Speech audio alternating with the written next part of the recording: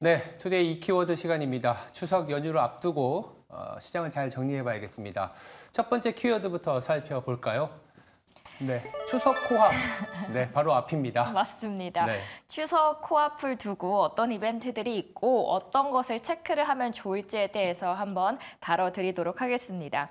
먼저 가장 큰 이벤트 FOMC부터 체크를 해볼까요? 잠든 사이에 세 가지 이벤트가 크게 공개가 됐는데요. FOMC에서 연준이 선택할 금리 정도를 예상할 수 있게 됐습니다. 가장 먼저 나왔던 것은 ECB의 결정입니다. 이 먼 나라까지 굳이 확인하는 이유는요. FOMC 결정에 앞서서 나오기 때문에 그 힌트를 조금이나마 알 수 있기 때문입니다. 유럽은 정책 금리를 3개월 만에 추가적으로 인하하기로 했습니다. 연준도 그렇다면 인하 가능성은 조금은 더 높아진 거고요. 그 인하의 폭은 25bp로 시장에서는 예상을 하고 있습니다. 두 번째로는 미국의 8월 도매 물가 예상치를 하회하고 전월 대비해서 소폭 상회했습니다. 이게 무슨 의미냐?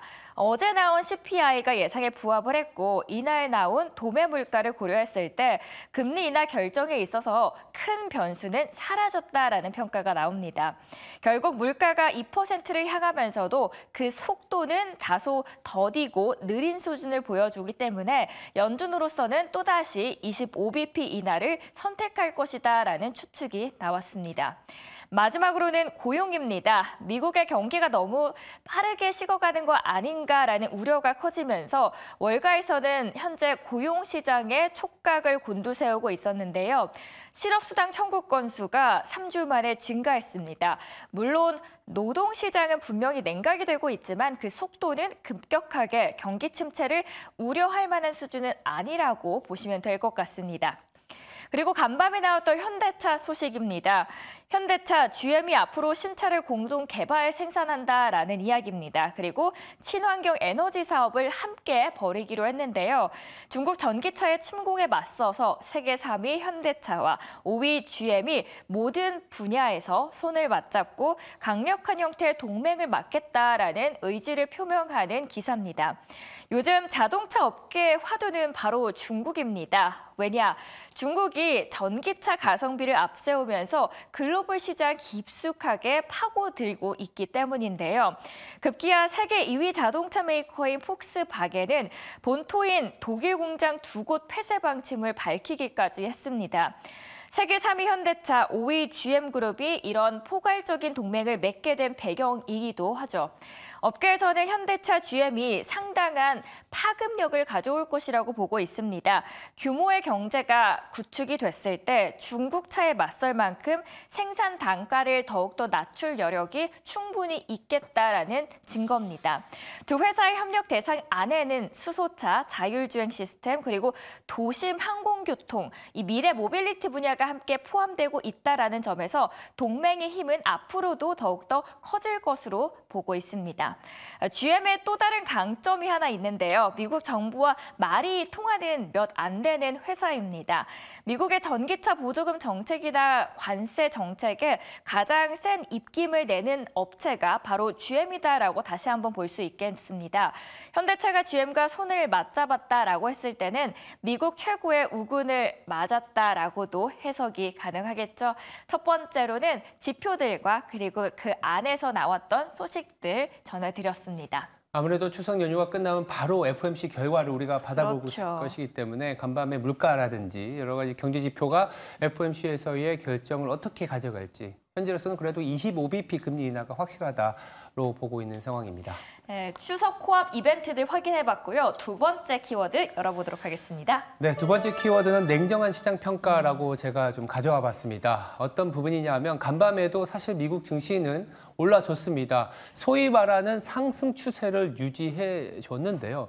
국내 증시는 좀 다른 모습입니다. 어제 금감원장도 참석했었던 열린 자본시장 선진화를 위한 토론회가 있었습니다. 우리 시장이 선진화를 위해서 무엇을 해야 되는지에 대한 얘기였는데 그 단어 자체에 아직 우리는 선진화가 되지 않았다라는 그런 내용도 있는 겁니다.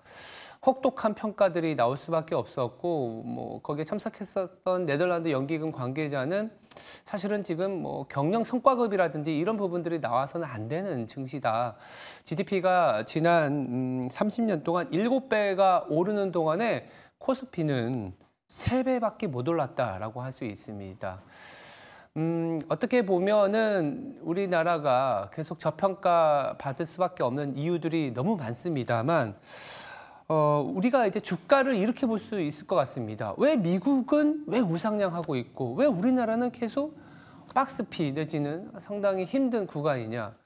그리고 이런 얘기들도 있습니다. 한국에서 주식 투자로 돈을 벌면 글로벌 탑이다. 이런 얘기들도 나오는데 그만큼 힘든 난도가 높은 시장이라고 볼 수 있을 것 같고요. 주가가 미국은 CEO, 경영진의 평가 기준이 됩니다. 그래서 주가를 올리기 위해서 경영을 상당히 잘 해야 되고 효율성 있는 자본 배분이 돼야 되는데 우리 증시는 아시겠지만 주가는 상속의 기준이 되다 보니까 어떻게 돼야 될까요? 낮을수록 좋지 않겠습니까?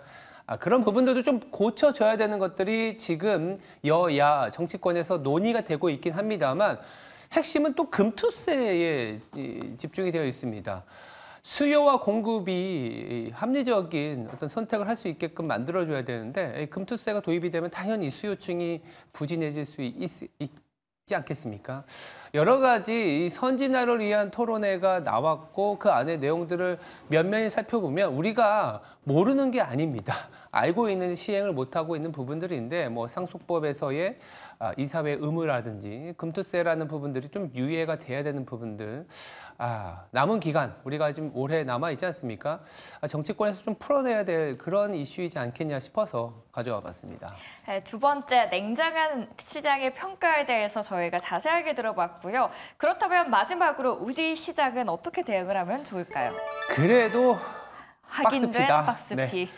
뭐 우울하게 들릴 수 있습니다. 미국은 우상향인데 우리는 또 박스피냐. 그러니까요. 또 긍정 회로를 돌려보면 그래도 바닥은 보여준 거 아니냐. 2,500만 가면 그래도 시장이 바닥에서 좀 돌고 있는 모습이 나타나고 있습니다. 외국인들도 매도세를 조금은 걷어들이고 어제 같은 경우에 또 하이닉스가 오랜만에 SK 하이닉스 중심으로 반도체가 힘을 내주는 그런 하루였는데요. 코스피가요, 올해 말이면 한 2,200조 원의 자본이 될 수 있을 것 같습니다. 순이익이 190조이게 되면 ROE가 한 8% 중후반인데 그렇게 보면 2,500억이 되면요, PBR 0.9배의 수준이게 됩니다. 0.9배를 깨고 내려가면 우리 시장 그래도 리세션이 아니게 되면 상당한 랍바텀, 즉 진바닥이라는 그런 기대를 가질 수 있는 가격대이고요. 근데 뭐 상단은 이렇게 얘기할 수 있겠습니다. 그러면 PBR 1배가 어느 정도이냐? 한 2,700 후반, 2,800 정도 됩니다. 그러면 2,500에서 2,800이라는 박스피, 그래도 2,500에서 2,800이면 또 10% 이상은 남아있는 여력이다라고 보실 수 있을 것 같습니다. 극단적으로 우리 시장이 박스피라는 오명을 계속 갖고 가더라도 지금 가격대라면 그래도 괜찮은 구간이다라는 얘기를 좀 해드리고 싶은 상황이고요. 연준의 금리 인하에 대한 논쟁이 여전할 것 같습니다. 우리 추석 기간에 그때 미증시가 변동성을 보일 수도 있을 것 같습니다만 그래도 2,500이 지지가 될 수 있다는 얘기를 드릴 수 있는 이유는 연준의 금리 인하가 지금 현지에서도 들려오는 게 리세션에 대한 어떤 금리 인하가 아니라 이 보험성, 인플레이션이 좀 둔화됐고 고용이 조금은 이제 그래도 금리를 내릴 수 있는 조건이 되기 때문에 내리는 것이다. 즉 과도한 금융 시스템의 불안이 나와서 금리 인하를 하는 게 아니다라는 컨센서스가 형성되고 있기 때문에 추석 연휴 이후에도 우리 시장은 아마도 박스피 하단 그리고 저가 매수세가 들어올 수 있는 국면이다. 이 정도는 좀 보시고 가시는 게 낫지 않을까라는 측면에서 말씀드려봤습니다. 네, 그래도 확인된 박스피 안에서 우리는 어떤 전략을 세우면서 성공적으로 투자를 할 수 있을지 오늘도 전략들 꼼꼼하게 챙겨가시길 바라겠습니다. 오늘 투데이 키워드 이렇게 3가지로 정리해드렸습니다.